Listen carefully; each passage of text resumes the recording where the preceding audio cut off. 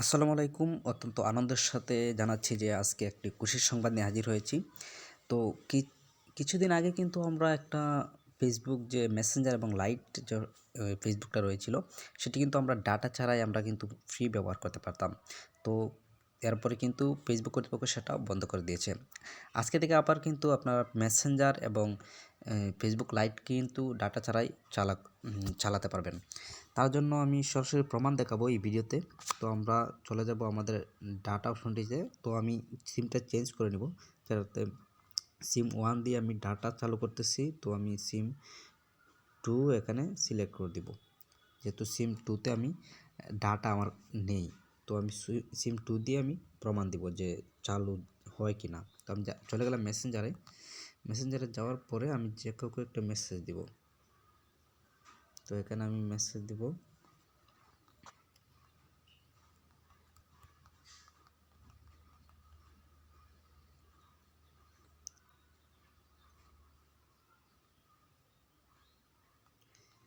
দিলাম মেসেজ, দেখি যা কিনা। দেখেন মেসেজ কিন্তু চলে গিয়েছে। তো এভাবে আপনি লাইটও ব্যবহার করতে পারবেন, মেসেঞ্জারও ব্যবহার করতে পারেন। অত্যন্ত খুশির সংবাদ কিন্তু।